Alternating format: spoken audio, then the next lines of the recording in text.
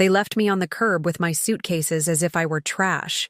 I never imagined my own children would be capable of humiliating me like that, in front of hundreds of strangers in the middle of Grand Central Terminal. Today, I'm going to tell you something I never thought I would. And if you, for just a second, feel like this sounds familiar, I only ask that you leave a like and subscribe. It will help me to keep unburdening myself. It was a Tuesday in July, and the New York City heat clung to the asphalt like a curse. I was just standing there, with my 2 burgundy suitcases that I had spent 3 days packing, checking every garment, every pair of shoes, every cream I would take on that Greek cruise I had been looking forward to for so long. I was wearing my navy blue dress, the one my late husband Julian gave me for our 20th anniversary. My brown leather shoes, the only elegant pair I had left after selling so many things to help my family, and that jasmine perfume I saved for special occasions. Because after 56 years, I had learned that special occasions don't come around as often as you think. My son Ethan's black Mercedes pulled up to the main entrance of the station. I smiled, raising my hand to wave, feeling that mix of excitement and nerves you get when you're about to experience something beautiful with the people you love most. Finally, we were going to be together, without rushing, without problems, just enjoying ourselves like the family I always dreamed we would be. But my daughter-in-law, Ashley, got out of the car without even looking at me. Her heels clicked against the pavement with that coldness I had learned to recognize in her gestures. She wore enormous sunglasses that covered half her face, and her mouth was a tight line, like when she's about to say something that's going to hurt. "Carol," she said, using that tone she reserved for the hired help. "We need to talk." My heart sank. Ethan hadn't gotten out of the car. From the driver's seat, he rolled down the window just a few inches, enough for his voice to come out clearly but for his face to remain hidden in the shadows. "Mom," he said with that dry voice he'd developed since marrying Ashley, "we've decided you're not traveling with us after all. We already booked you a cab. Don't make a scene, please. You just won't fit in with the dynamic of the trip." The words hit me like invisible slaps. My hands gripped the handles of my suitcases, searching for something solid in a world that had suddenly turned to liquid. "Excuse me?" I managed to whisper, though my voice sounded more like a whimper than a question. "It's for everyone's sake, not just yours," Ethan continued, not daring to look me in the eye. "And it's not personal, but we don't want to look after an older person on the cruise. We need a real vacation."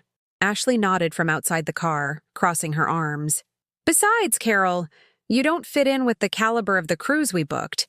It's premium cabins, gourmet restaurants, activities for people our age. You'd feel uncomfortable." My grandchildren, Leo and Sophia, were in the back seat. Leo, 14, had his eyes glued to his phone. Sophia, 11, waved at me from the window with a timid smile that broke my soul. It was clear she didn't understand what was happening, but her innocent gesture hurt more than her parents' cruel words. "But I paid for my part of the trip," I said, feeling my dignity crumble piece by piece. "I sold your grandmother's jewelry, Ethan. I sold the engagement ring your father gave me." "We know," Ashley replied with a smile that didn't reach her eyes. "And we thank you for it. But we used that money to upgrade everyone's cabins. Now we have suites with private balconies." The Mercedes engine stayed on throughout the conversation, like a silent threat that they would leave with or without my understanding. The noise of the cars, the train announcements, the voices of other travelers saying goodbye to their families with hugs and kisses, all blended into a dull roar that surrounded me as I stood there, planted like a tree that had just been uprooted. "Mom, the cab is already paid for," Ethan said, pointing to a yellow cab that had stopped a few meters away. "It'll take you back home. We have to go now, or we'll miss our flight." "But I started to say, but the words got stuck in my throat. "Carol, don't make things difficult," Ashley interrupted, already getting back into the car. "It's already decided." And just like that, with no more explanations, without a farewell hug, without even the courtesy of a sincere apology, the Mercedes drove off. Sophia kept waving at me from the back window until the car turned the corner and disappeared into the city traffic. I was left alone, surrounded by hundreds of people rushing to their destinations, to their families, to their vacations. My suitcases felt like they weighed 1,000 pounds each. The navy blue dress was sticking to my skin from the heat and my nerves. I felt my legs tremble, so I sat on one of my suitcases, right there in the middle of the station. People looked at me, some with curiosity, others with pity. An older woman approached and asked if I was all right. I could only shake my head, because if I opened my mouth, I knew I would burst into tears like a lost child. The cab driver, a man in his 60s with a kind face, approached me carefully. "Are you the lady going to Astoria?" he asked gently. I nodded without looking at him. He loaded my suitcases without asking questions. And during the entire trip back home, he didn't charge me. When I got out, he just said, "What they did to you. There are no words for it. Forgive my language, ma'am, but it's just plain wrong." That night, alone in my 2-bedroom apartment in Astoria, I sat in front of the photograph of Julian that I keep on the living room table. In that photo, he's smiling, with that smile that always calmed me when the world got tough. I spoke to him softly, as I did every night since he died 8 years ago. "Julian, where did we go wrong? Why did our son become this?" The silence of the house answered me, a silence that reminded me that it was now me alone against a world that seemed to have decided I no longer mattered. The following days were like walking through an emotional desert. Every morning I woke up thinking it might have been a nightmare, but reality hit me when I saw the unpacked suitcases in the corner of my room. There they were, like 2 silent witnesses to my humiliation. I went 3 days without eating properly, just coffee and some Nilla wafers I had in the pantry. It wasn't from a lack of hunger, but because something inside my stomach had clenched shut, as if my body had decided to reject anything that could give me pleasure or comfort. On the 4th day, while organizing old papers to find a distraction, I found the metal box where I keep important documents. My hands trembled as I opened it, because I knew that inside was the whole history of my sacrifices, all the evidence of what I had given for the family that had just discarded me like an old piece of furniture.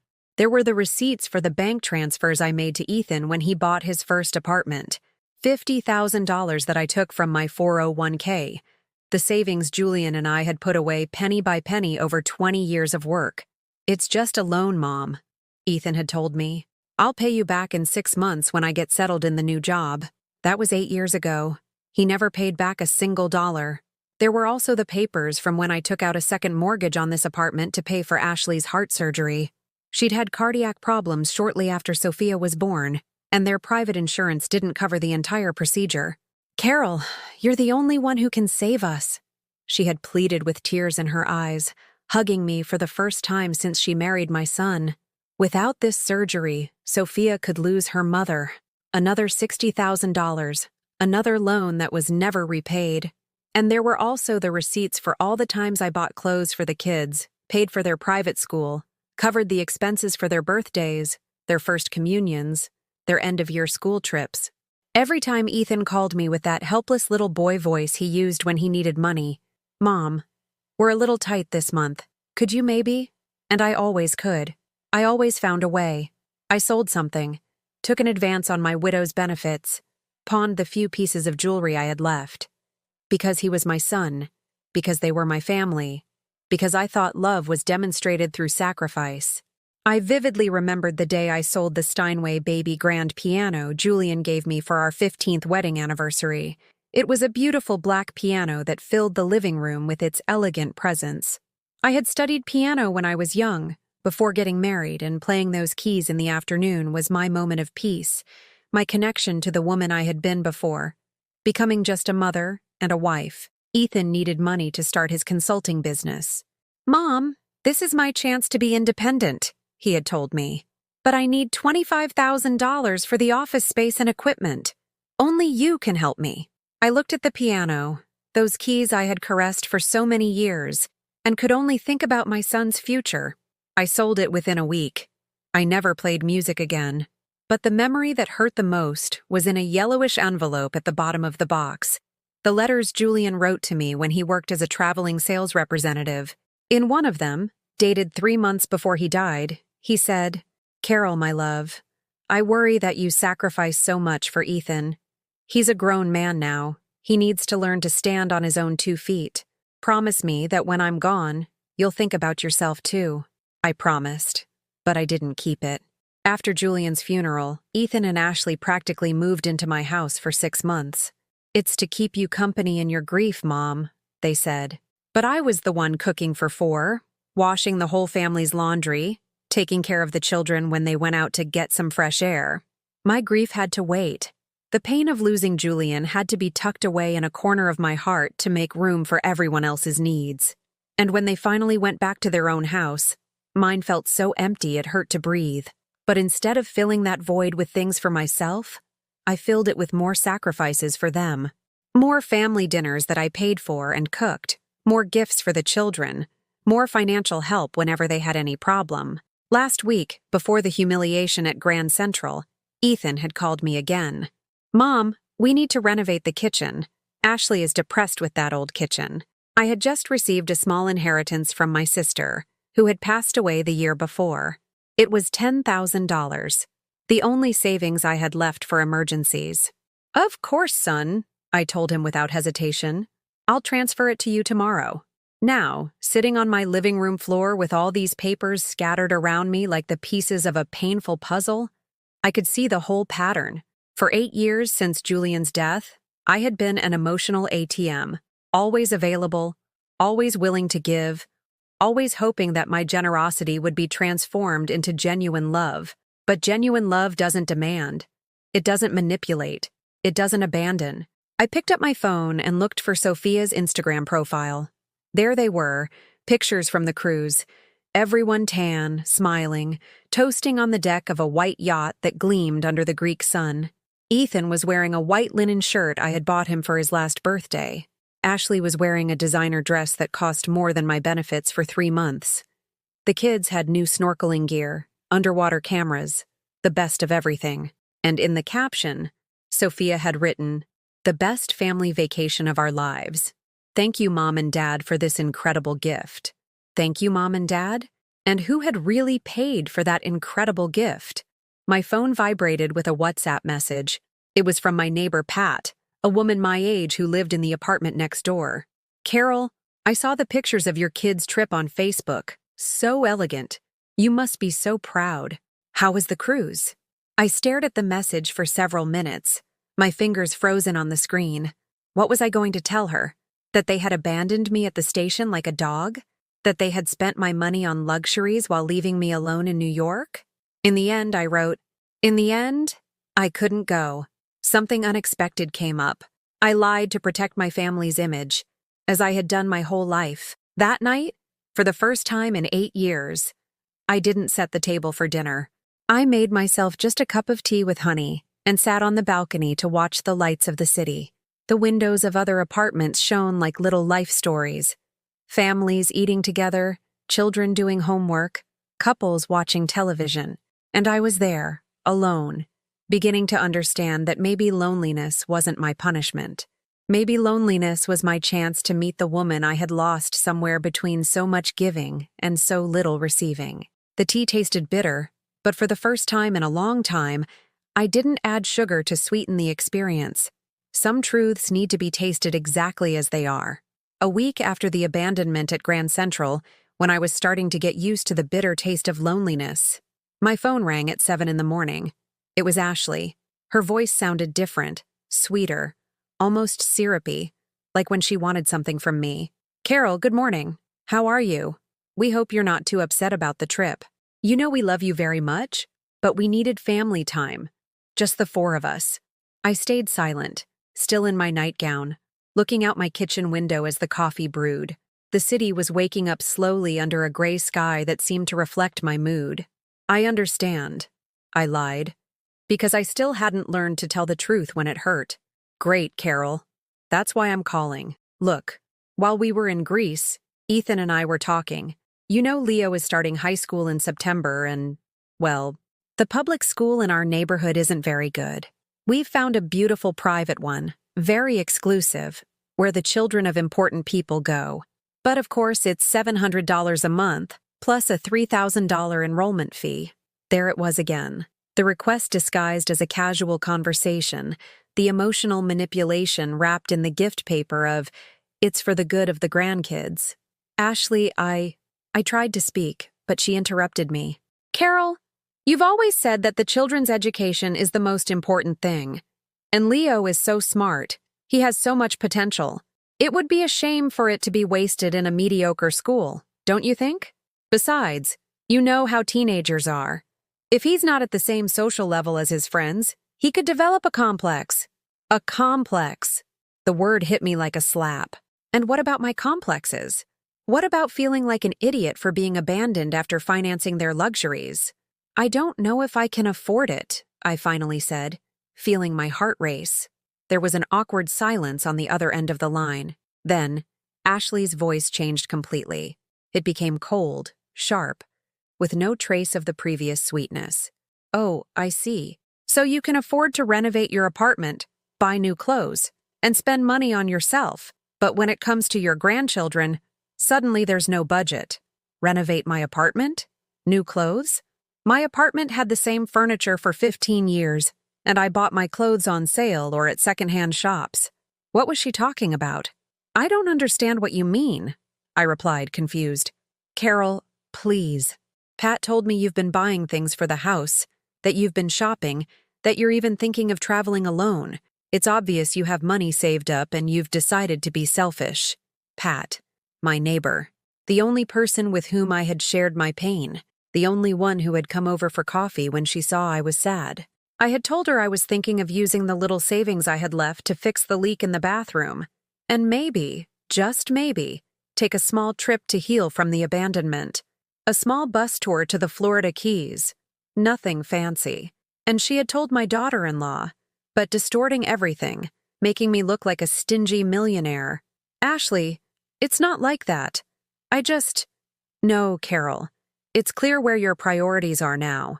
Ethan was right when he said you'd become selfish since you were widowed. You used to be a loving grandmother, but now you only think about yourself? The words fell like stones in my stomach. Selfish? Me? The woman who had sold her own wedding ring to pay for their whims. Besides, Ashley continued with that calculated cruelty that characterized her, since you've decided to only think about yourself, I think it's best if you don't come to Christmas dinner this year. The kids are going to invite their friends from the new school and, well, we don't want them to be embarrassed by having a grandmother who dresses from the Macy's sales rack. The phone slipped from my hands and fell to the floor. I stood there, in my kitchen, trembling like a leaf as Ashley's words echoed in my head like a death knell. Don't come to Christmas dinner. After 56 Christmases in this life, after having roasted whole turkeys for the entire family, after having spent my last dollars on gifts for my grandchildren, it now turned out I wasn't worthy of sitting at their table. I bent down to pick up the phone. The call had ended. Ashley had hung up after destroying me, like someone tossing a used piece of paper in the trash. I sat on the kitchen floor, my back against the white cabinets that Julian had installed with his own hands 20 years ago.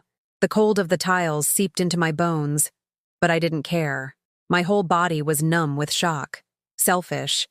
That word spun in my head like a cursed song.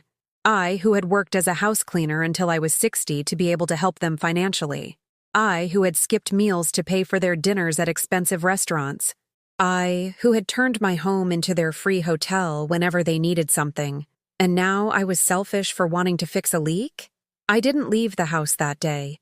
I stayed in my nightgown until 5 in the afternoon, walking from room to room like a ghost, trying to understand how I had reached this point, how I had allowed them to treat me this way.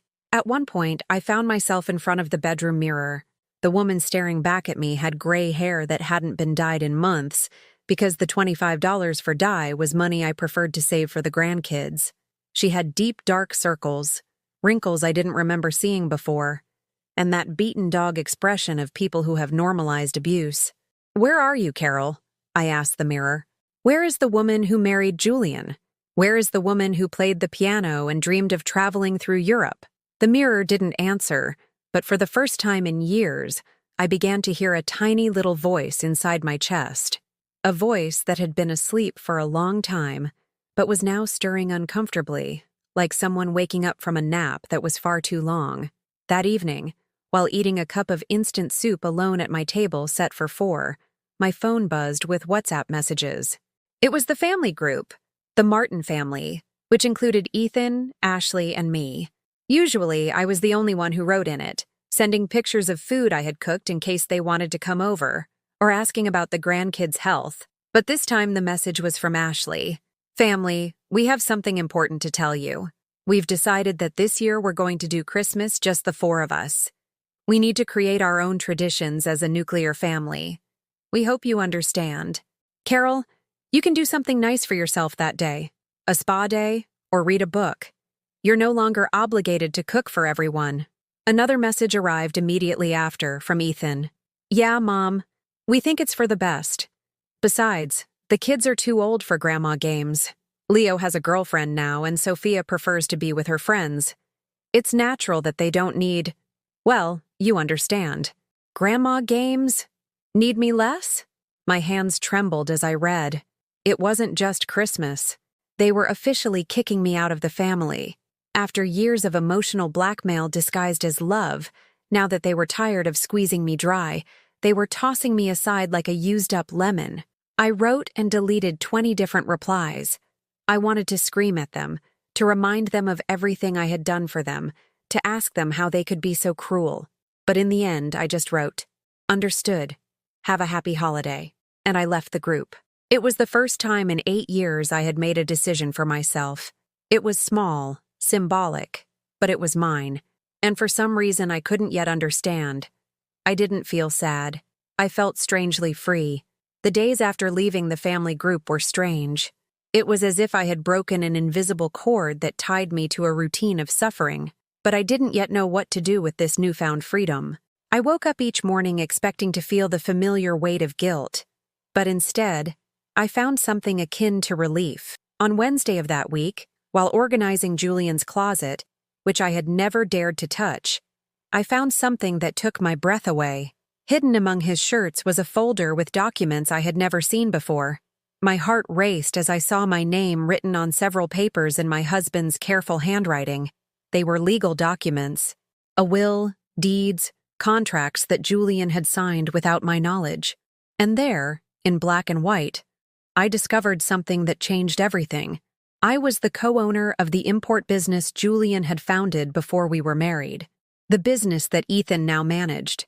The business from which they had always excluded me as if I were too foolish to understand numbers and contracts. But according to these papers, I was entitled to 51% of the profits since Julian's death.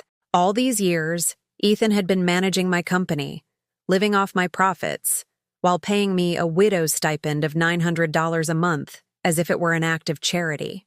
I sat on the bed I had shared with Julian for 30 years, surrounded by documents that proved I was not the poor, dependent woman I thought I was.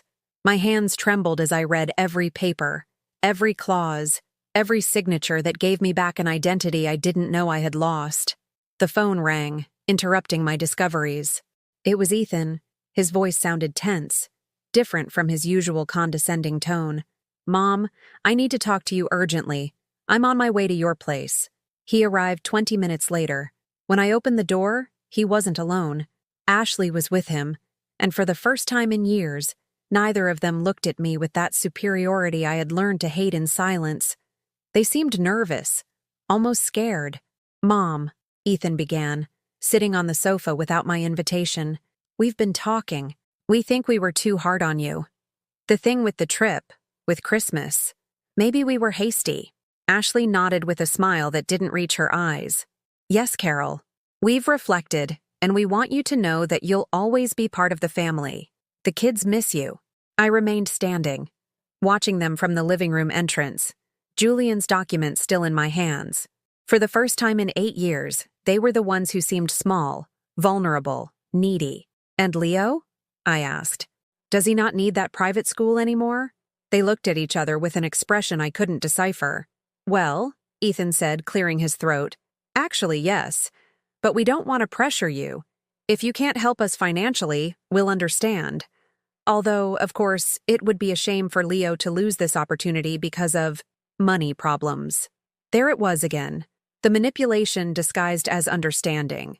But this time, I had information they didn't. This time, I knew I wasn't the poor woman they thought I was. "And what if I told you I don't have any money?" I asked, curious to see their reaction. Ashley visibly tensed. Carol, we know you've been saving. Pat told us you've been talking about traveling, about fixing up the house. Don't take us for fools. Pat, I repeated slowly. My neighbor. The woman I trusted when I felt alone and abandoned. Well, yes, she worries about you. She told us you've been acting strangely since the trip, that maybe you need psychological help. Psychological help? For wanting to spend my own money on myself for the first time in decades? You know what? I said, feeling something definitively break in my chest. I think Pat is right. I think I do need help. I need help understanding how I've allowed you to treat me like a slave for so many years. Ethan shot up from the sofa. Mom, don't be dramatic. No one has treated you badly. We're your family. Family? I laughed, but it wasn't a happy laugh. It was a bitter laugh, filled with years of accumulated pain. Does family abandon me at a train station? Does family exclude me from Christmas? Does family emotionally blackmail me every time they need money? Ashley stood up too, with that indignant face she made when someone didn't behave according to her expectations. Carol, you're being very unfair. We love you, but we also have the right to live our own lives without having to constantly look out for you. You can't expect us to be responsible for your happiness. Responsible for my happiness? The words came out of my mouth like a choked scream. When, in these last 8 years, have you even asked if I was happy? When have you come to visit me without asking for something? When have you called just to see how I was? The silence that followed was deafening, because we all knew the answer. Never. Besides, I continued, feeling a strength I didn't know I had, there's something you should know. Something your father left for me that you may have conveniently forgotten.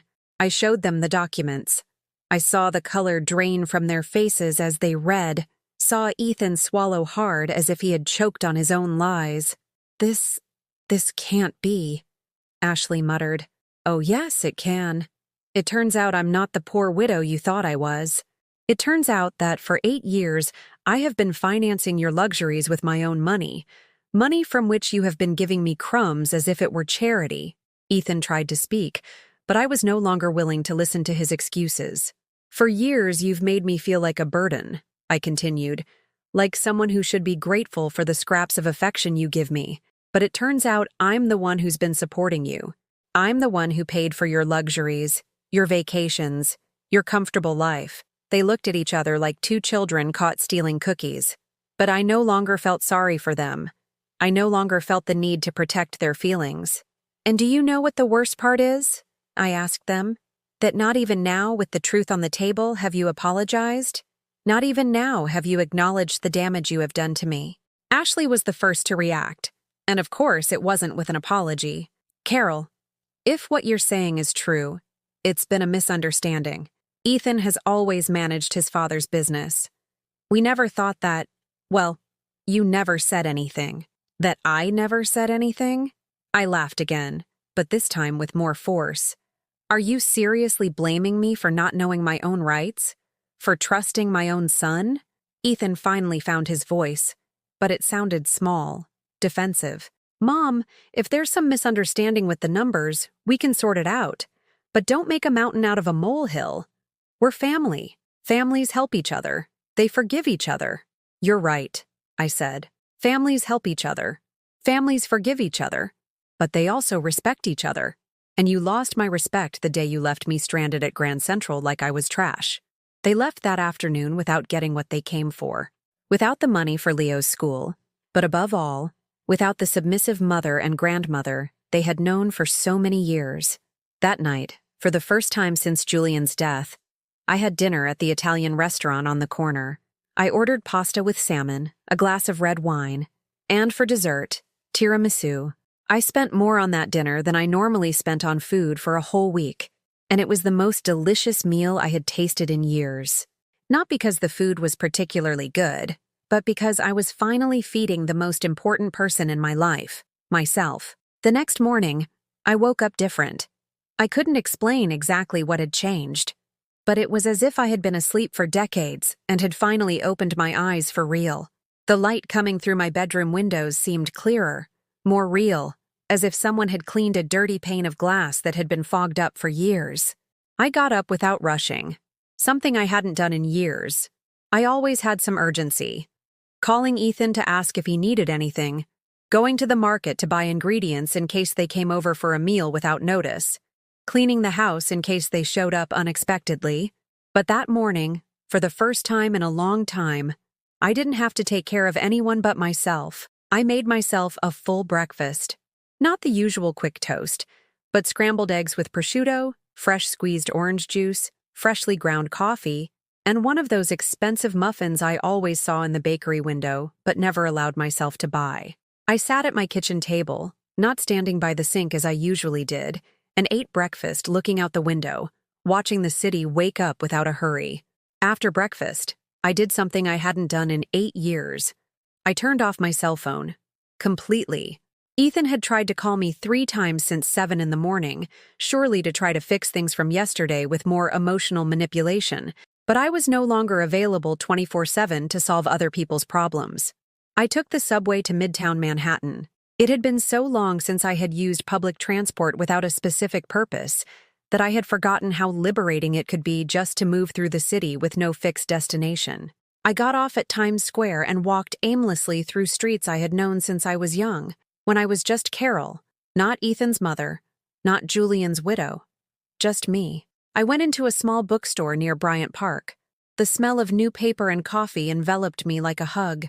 I hadn't bought books for myself in years.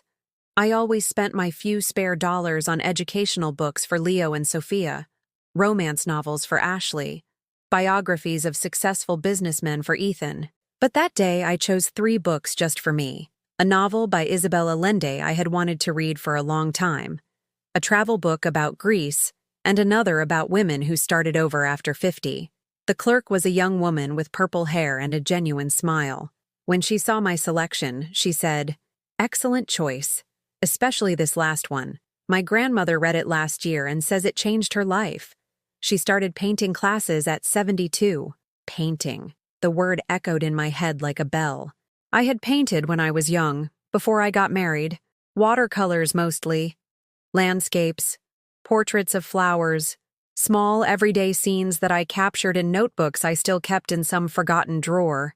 Julian used to say I had talent, but when the responsibilities of the house, the children, and work came along, painting became a luxury I couldn't afford.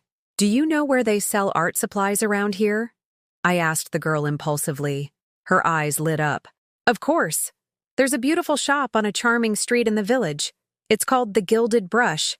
The owner is a sweetheart. He'll help you with everything you need." I left the bookstore with my books under my arm and a sense of adventure I hadn't felt in decades. The Gilded Brush was exactly as I had imagined. A small, cozy shop filled with colors, brushes, canvases, and all kinds of art materials. The owner, a man in his 60s with a gray beard and kind eyes, greeted me as if I were an old friend. "Been a while since you've painted?" he asked as I stared, mesmerized at the tubes of watercolor. "About 30 years, I admitted with a sad smile. "Perfect," he said. "Then you're ready to rediscover the magic. The hands never forget. They just need to remember." He helped me choose a basic kit: watercolors, brushes of different sizes, special paper, a small portable easel. When he saw me hesitate at the price, he said, "Ma'am, can I give you some advice? At our age, the money we don't spend on ourselves is wasted money. The children grow up, the grandchildren leave, partners pass on, but you will always be with yourself. Invest in that relationship." His words touched my soul. I paid for everything without haggling, feeling that I wasn't just buying art supplies, but recovering a part of my identity that I had buried under years of sacrifice and self-denial. I returned home laden with bags, with an energy I hadn't felt in years. I set up my small makeshift studio on the balcony, where the afternoon light created perfect shadows among the plants I had neglected for so long. As I prepared my first color mixes, I realized my hands were moving with a confidence I thought was lost. I painted for 3 hours straight. It was nothing extraordinary, just basic exercises to remember how water behaved with the pigments, but each brushstroke gave me back a piece of the woman I had been before becoming an extension of other people. When I finished, My hands were stained with blue and yellow. The apron I had found in the closet was splattered with colors, and I felt more alive than I had in years. I looked at myself in the bathroom mirror, and for the first time in a long time, the woman staring back at me had a sparkle in her eyes. That afternoon, while cleaning my brushes and organizing my new creative space, the doorbell rang. It was Pat, my neighbor, the one who had betrayed my trust by telling Ashley my private plans. "Carol, dear, how are you? I've been worried. Ethan called me this morning, says you're not answering your phone." I looked at her with new eyes. This woman I had thought was my friend, the only person I had trusted during my worst moments, had been reporting my movements to my family as if she were a spy. "I'm fine, Pat. Very well, in fact. But honey, what is all this?" she asked, looking at the bags from the bookstore and the art shop. "Ethan says you had an argument yesterday. He says you're acting strangely, spending money without control." "Spending money without control?" I repeated, a bitter laugh rising from my stomach. "Pat, yesterday I spent more on myself in one day than I usually spend in a month. After years of paying for my family's luxuries, I'm finally allowing myself to live. But Carol, they're your children. Children always need their mothers. And the grandkids. Think about Leo and Sophia. They need you." "They need me?" I asked, looking her straight in the eye. "Or do they need my money? Because there's a big difference." Pat looked uncomfortable. "Don't say things like that. Family is the most important thing. You can't be all alone in life. You know what, Pat? I'd rather be alone with myself than in the company of people who only value me when they can get something from me. And as for being alone, I discovered something very interesting yesterday.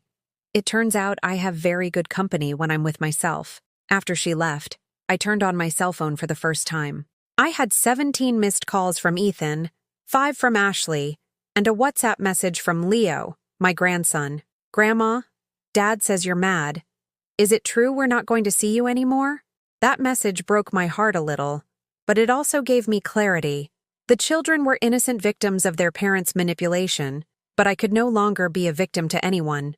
I replied, "Leo, my love, I will always be here for you and Sophia, but I will no longer be available to be used by your parents.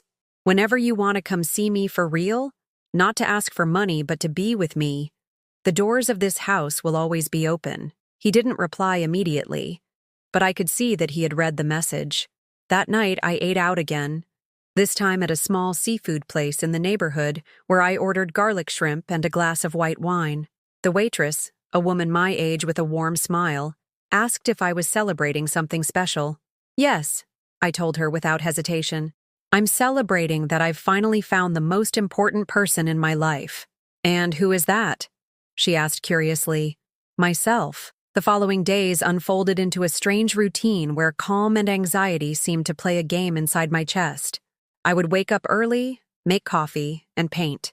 Each brushstroke was an act of rebellion against the years I had allowed my identity to be erased behind the needs of others.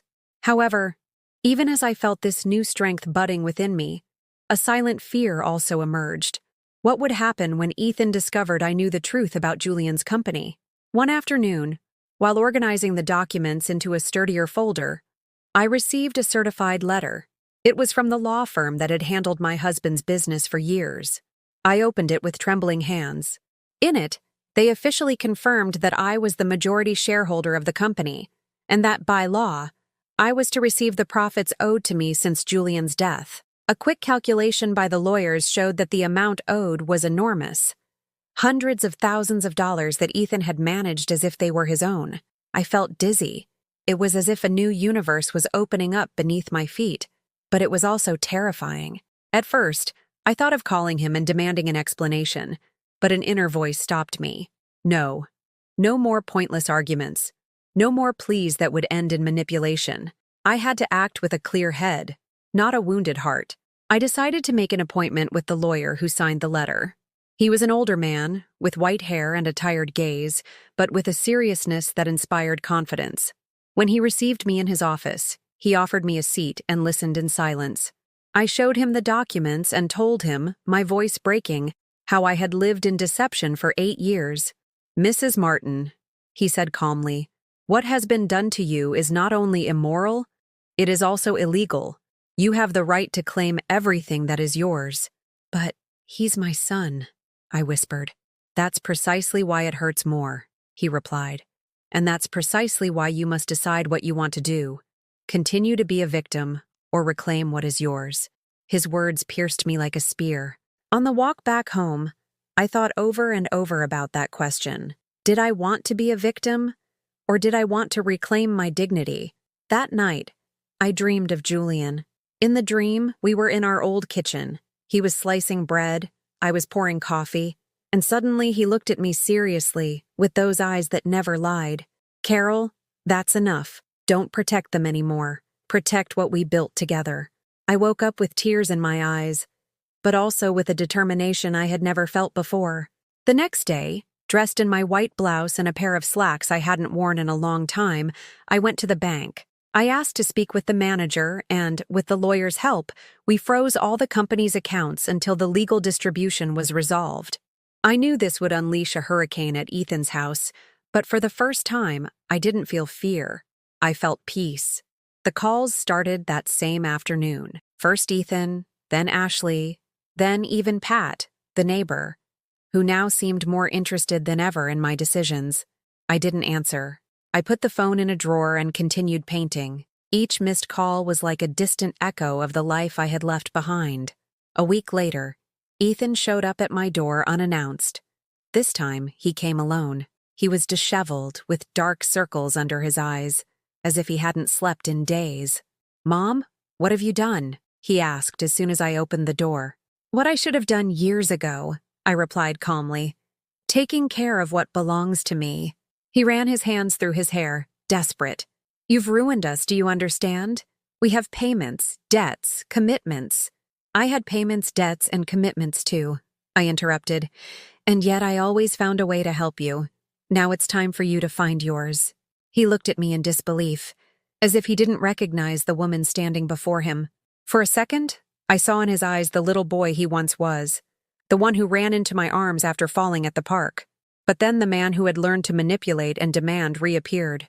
"Mom, think about it. Do it for my children. They're not to blame." That phrase, which had bent my will so many times, no longer had power over me. "It's precisely for them that I'm doing this," I answered. "So that one day they learn that you can't live by trampling on others, not even your own flesh and blood." I closed the door gently, not with violence, but with the serenity of someone who knows the battle is no longer external, but internal. The following weeks were a mix of silence and rebirth. I started attending a painting workshop for seniors at a local community center. There, I met women and men with similar stories. Grandmothers who had been used by their children, widows who had given up everything, retired men who felt they were no longer useful. Among brushes and timid laughter, we found a way to heal together. One of those afternoons, while painting a seascape with shades of blue, a classmate named Amelia told me, "Carol, there's a strength in your eyes that you didn't have last month. I can tell you're coming back to yourself." I hugged her. Her words were true. Every day that passed without yielding to Ethan's blackmail, I reclaimed a part of myself I thought was lost forever. One Friday, I received a letter from the court. The hearing to define the inheritance would be held in 2 months. The mere sight of the official seal made me tremble. It wasn't just a legal procedure. It was the beginning of a new life where I was not the shadow of anyone. Meanwhile, I allowed myself small luxuries. I bought a new dress, a red one, something I would never have dared to wear before. I went out to dinner alone at restaurants I had previously only entered with my family. I even dared to look at travel agencies to plan a vacation, not a luxury cruise like the ones they took, but a simple tour of Tuscany, where I had always dreamed of walking among vineyards. One Sunday, returning from the community center, I ran into Leo and Sophia. They were coming from the movies with some friends. When they saw me, Sophia ran to hug me, ignoring her brother's tense look. "Grandma, I miss you," she told me in a small voice. I felt my heart break in two. I hugged her with all my strength and whispered, "I miss you too, sweetheart. And I will always be here for you." Leo looked at me with confused eyes, as if he didn't know whose side to take. I didn't blame him. I knew it was difficult for them, caught in the middle of the silent war between their parents and me. That night, when I got home, I cried. But it wasn't a cry of defeat. It was a cry of release, of grief for all that was lost, and of hope for what I could still build. I started keeping a journal. Every day I wrote not about what they had done to me, but about what I felt, what I wanted, what I dreamed. It was like talking to myself after years of silence. In those pages, I discovered that I still wanted to travel, that I still wanted to love, that I still wanted to live with intensity. Meanwhile, Ethan's messages became increasingly aggressive. First came the pleas, then the reproaches, and finally, veiled threats. "If you take this to court, you'll destroy us. Is that what you want?" I no longer responded. I saved every message, knowing that one day they would be proof of his true nature. The day of the hearing was approaching, and with it, a strange feeling of fear and freedom. I looked at myself in the mirror every morning and repeated, "You are not trash. You are not an ATM. You are Carol, and you deserve respect." One Saturday, before going to bed, I received an unexpected message. It wasn't from Ethan or Ashley, but from an unknown number. When I opened it, I found a photo. It was Julian and me, young, smiling on a beach in Florida. Below, a brief text. "Your husband always spoke of you as the strongest woman he knew. Don't forget who you are." I didn't know who sent it. Maybe an old friend of Julian's, maybe someone from the law firm, but those words became my anchor. There was no going back. I was ready to face the hearing, ready to face my own son, ready to be reborn. The day of the hearing dawned gray, with a sky that seemed to promise a storm. I woke up before the alarm went off, my heart pounding in my chest. It wasn't just fear. It was also the certainty that this day would change the course of my life forever. I made coffee, but I could barely drink a sip. My hands were trembling, not from weakness, but from anticipation. I got dressed in the navy blue dress I had saved for important occasions, the same one I wore for my 20th anniversary with Julian. I didn't want to hide behind a new suit. I wanted to show the dignity I had always possessed, even when others denied it. I put on a silk scarf, a gift from my late sister, as if she were with me from the great beyond. My lawyer was waiting for me at the courthouse.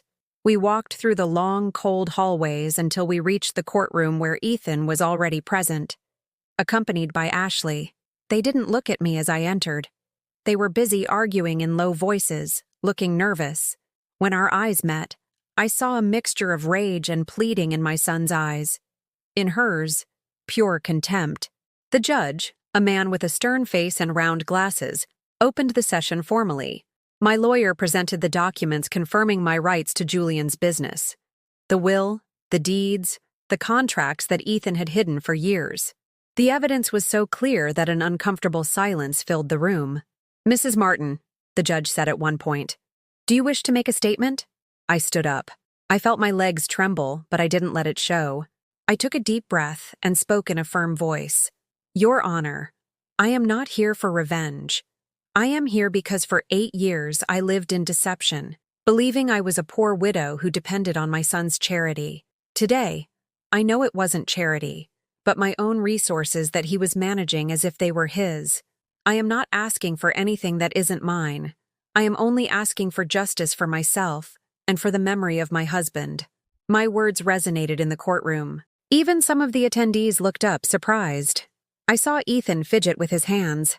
Ashley frowned, unable to hide her annoyance. My son's lawyer tried to discredit me. He spoke of misunderstandings, confusion in the paperwork, and that I had no training to handle financial matters. But the judge interrupted him several times. The documentation was clear. 51% of the company belonged to me, and what they had done over those years was, in legal terms, misappropriation. Upon leaving the courtroom after several hours, the judge ruled on preliminary measures. I was to have immediate control over the company's accounts until the final settlement was resolved. Ethan and Ashley turned pale. I, on the other hand, felt like I could breathe for the first time in a long time. On the street, in front of the courthouse, Ethan approached me. His eyes were red, as if he had been crying. "Mom? What have you done? You've left us with nothing." I looked at him squarely. "I haven't left you with nothing. I have left you with what truly belongs to you, your own life. Now you will have to learn to live it without stealing mine." He tried to hug me, but I didn't let him. It wasn't the time. That afternoon, I returned home exhausted but with a sense of quiet triumph. I lit a candle next to Julian's photo and spoke to him as I so often did. "I did it, my love. This time I listened to you. I protected what we built." The weeks that followed were a whirlwind. The case was mentioned in a few local papers. "Widow reclaims family business after years of deceit." I never imagined my story would interest anyone else, but it turned out that it did. A journalist even called to ask me for an interview. I hesitated at first, but I accepted. When the interview was published, many older women wrote letters to my building's mailbox. They told me how they had also been used, forgotten, stripped of their dignity. I discovered I wasn't alone. With the money I recovered, I didn't rush into immediate luxuries. I opened a separate account, intended exclusively for me. I bought better painting supplies, fixed the leak in the bathroom, replaced the old living room curtains, and, for the first time in decades, hired someone to clean once a week. Not because I couldn't do it, but because I wanted to spend that time living. Ashley tried to reach out several times. She sent me messages feigning concern. "Carol, the kids miss you, you should come see them." But I already knew that behind every invitation was a hidden agenda. I didn't accept. Instead, I sent Sophia a handwritten letter with drawings of flowers, inviting her to come whenever she wanted. No pressure. Leo was more difficult. He had adopted his father's narrative. He wrote me a cold message. "Grandma, they say you've turned against the family. I don't get it." I responded with patience. "I haven't turned against anyone. I just decided not to turn against myself." The months passed, and the company, now under my control, began to bear fruit. I discovered I had a sharper mind for numbers than I thought. With the help of the lawyer and an honest financial manager, I reorganized accounts, cut unnecessary expenses, and managed to increase the profits. I felt proud, not just for what I had, but for what I was capable of doing. One day, while reviewing papers in the makeshift office I set up in the living room, the doorbell rang. It was Ethan again, but this time, he was with Sophia. The little girl ran to me and hugged me tight. "Grandma, I miss you so much. Can we spend the afternoon with you?" I couldn't say no. I welcomed her with joy. We baked a cake, painted together, and I told her stories about her grandfather. Ethan stood in a corner, silent, just watching. When the afternoon ended, he said in a low voice, "Mom, I don't know how we got here." I looked at him. "We got here because I allowed it. But that's over." He didn't reply. He left with his head bowed, like a scolded child.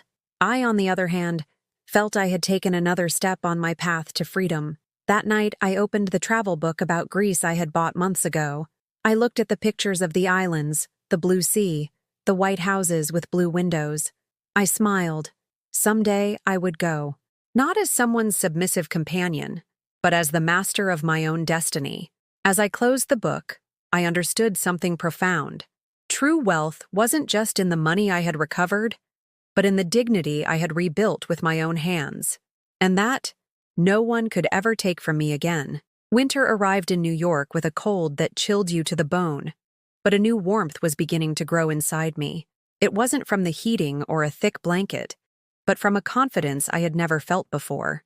I woke up each morning without the anxiety of waiting for a text from Ethan asking for money or a call from Ashley demanding something.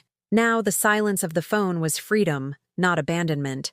In December, as the streets filled with holiday lights, I faced my first Christmas without my family. The family group chat no longer existed. There were no invitations or shared plans. For years, I had been the one in charge of preparing endless dinners, decorating the house, wrapping gifts for everyone. This year, the table was empty. I thought I would feel defeated, but on the contrary, for the first time, I could ask myself what I wanted. I went to a local market, bought a small tenderloin, some fresh grapes, and a bottle of sparkling wine.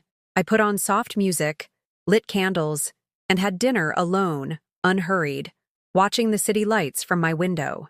I surprised myself by laughing as I raised a toast to myself. There were no tears that night. There was peace. The next day, I had an unexpected visitor. Sophia appeared at my door wearing a red scarf and a huge smile. Mom and Dad are with friends, she said. I wanted to spend Christmas with you, Grandma. My heart filled up. I made her hot cocoa and we watched a classic animated movie together. Her laughter filled the house in a way I hadn't felt in years. I understood then that true love doesn't disappear, even when people try to hide it. Sophia still loved me, and that was enough. In January, I resumed my painting classes. Amelia, my classmate from the workshop, suggested I participate in a small group exhibition for senior artists. I hesitated, feeling it was absurd to show my watercolors alongside people with more experience. But I accepted. I painted landscapes from my childhood, portraits of flowers, and without realizing it, a self-portrait. Looking at the finished piece, I understood something.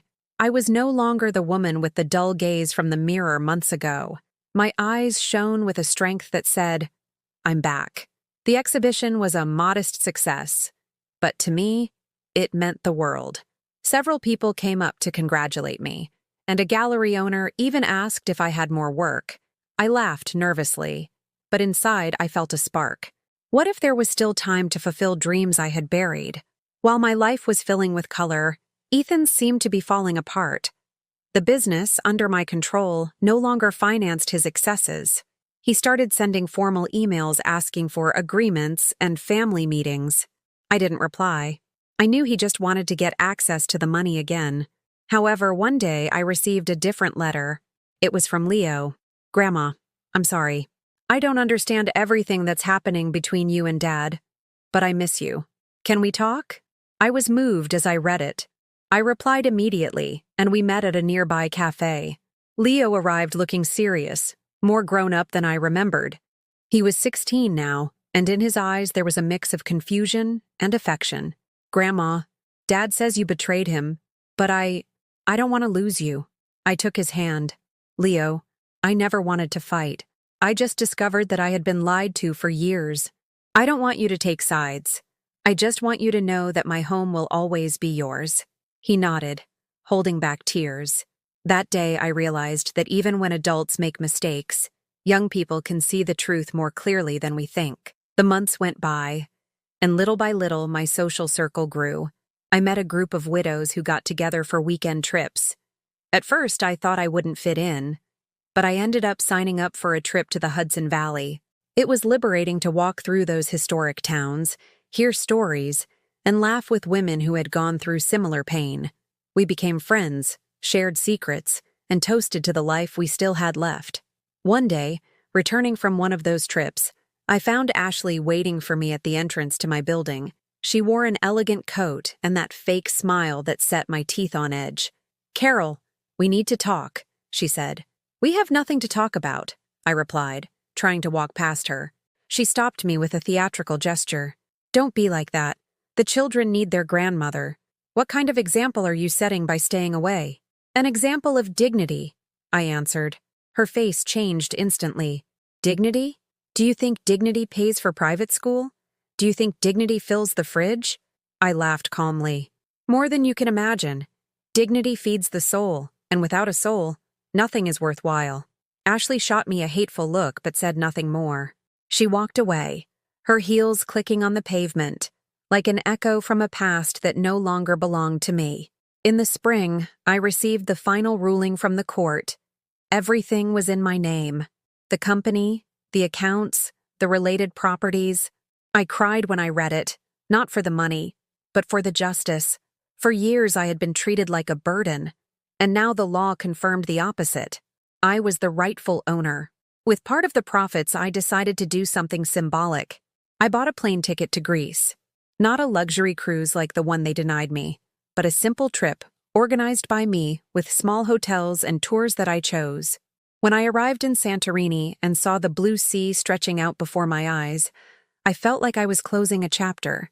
I walked the white streets, tasted local wine, painted the landscape in a sketchbook, and as I did, I heard Julian's voice inside me. Now, Carol, now you're living for you. Upon returning to New York, I brought back souvenirs for Sophia and Leo. Small bracelets, hand-painted postcards, a ceramic figurine. They hugged me enthusiastically. Ethan, however, did not appear. Maybe he was still mired in his pride. Maybe he didn't know how to approach me without asking for something in return. It didn't matter. I no longer expected anything from him. That night, back on my balcony, I lit another candle next to Julian's photo. I looked at the starry sky and thought about everything that had happened. The abandonment at Grand Central, the humiliations, the tears, and also the recovered laughter, the painting, the trips. I understood that life had uprooted me only to force me to bloom again, stronger, freer, more myself than ever. The following summer arrived with a scorching heat, but also with an inner peace I couldn't remember feeling in my entire life. I would open the windows of my Astoria apartment, let the warm air in, and paint for hours without looking at the clock. I was no longer the woman who anxiously awaited a text from her children to feel useful. Now, I eagerly awaited the new strokes that would emerge from my brushes. One day, I received a call from the lawyer. The company continued to generate significant profits, and he proposed investing a portion in a cultural projects fund for seniors. I hesitated at first, but I agreed. Weeks later, that fund sponsored the group exhibition where I displayed my watercolors. I saw my name on a poster next to other artists and felt a pride I had never experienced, not even in my best moments as a mother. It was as if life was telling me I still had time to start another story. My relationship with Sophia grew closer. She often came on weekends, asking me to teach her to paint, and we would share endless snacks of cake and tea. Sometimes she spoke of her mother with discomfort, as if sensing the hostility Ashley held for me. I never spoke ill of her parents in front of her. I only repeated, "True love isn't measured by money or by what we give. It's measured by what we are able to share without expecting anything in return." Leo, more reserved, also began to visit. At first, he came with excuses. Just to return a book, or because I was in the neighborhood. But gradually he stayed longer. And one day he confessed, "Dad's not doing well, Grandma. He's not sleeping. He says that without the company, we're nothing." I replied gently, "You're nothing without respect, Leo. Everything else can be rebuilt." That sentence seemed to sink in. From then on, he hugged me tighter every time he left. One Friday afternoon, while preparing a new canvas, the doorbell rang. It was Ethan. He was thinner, with an unkempt beard and a dull look in his eyes. He held an envelope in his hand. "Mom, I came to apologize," he said abruptly, without beating around the bush. I remained silent. I never expected to hear those words. I invited him in. He sat on the sofa, covered his face with his hands, and began to cry like a child. "I've lost everything," he said. "My friends, the business deals, the trust of my own children. And the worst part is, I realize I'm the one who destroyed it all." He took out the envelope and placed it on the table. "These are the keys to my house. It's in foreclosure. I have nowhere to go." For a few seconds, I didn't know what to say. The mother in me wanted to hug and protect him, but the woman who had been reborn understood that she couldn't be the savior again. "Ethan," I told him calmly, "I always loved you. I loved you more than myself, and that was a mistake. I can't carry your ruins again. You have to learn to rebuild on your own." He looked up, desperate. "So you're just leaving me on the street?" "No," I replied. "I'm leaving you with the responsibility for your own life. If you ever come to me without demands, just with your heart, I'll be here. But not as your bank, not as your slave, as your mother." He was silent. He stood up slowly, kissed my forehead, and left without looking back. I watched him walk away from the window, smaller than ever. I cried afterward, of course I cried, but it was a different kind of cry, a cry of release.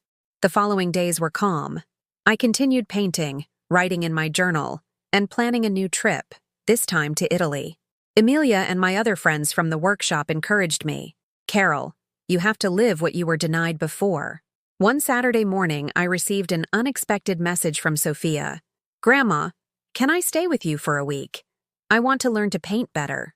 I replied yes without hesitation. When she arrived with her small suitcase, she hugged me tightly and said, "I feel at home here." Those words made me realize something. Although I had lost my son, I had gained the opportunity to give my grandchildren a different example, not of submission, but of dignity. During that week, We painted a mural together on my balcony wall. Huge flowers, colorful birds, a sun that lit up everything. At the end, Sophia wrote, "Freedom is also an inheritance." On the last day, as we admired our work, she looked at me seriously. "Grandma, I don't want to be like them. I want to be like you." I hugged her with tears in my eyes. Then it has all been worth it. Over the months, my story transformed into something bigger than myself. I was invited to give talks at associations for senior women, to tell how I had reclaimed my life after years of humiliation. Many thanked me through sobs, saying my voice gave them strength. And I understood that Julian was right. I shouldn't protect those who destroyed me anymore, but protect what we had built together. At one of those events, someone asked me if I had forgiven Ethan. I thought for a moment and replied, "Yes, I forgave him." Because carrying hatred is another form of slavery. But forgiving doesn't mean going back to the way things were. It means letting go and moving on. I celebrated my 57th birthday at a small restaurant with my friends from the workshop, Sophia and Leo. There was live music, laughter, and a simple cake with candles that I truly blew out, making a wish just for me. I felt the circle was complete. I was no longer the woman abandoned at Grand Central, but the woman who had taken the reins of her destiny. That night, returning home, I lit the last candle next to Julian's photo.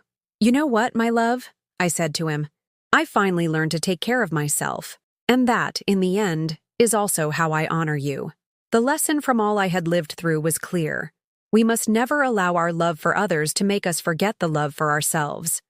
Have you ever felt used by the people who should have cared for you the most? If so, answer me in the comments. And if this story touched your heart, I invite you to leave a like and subscribe to the channel, so this message can reach someone who needs to hear it.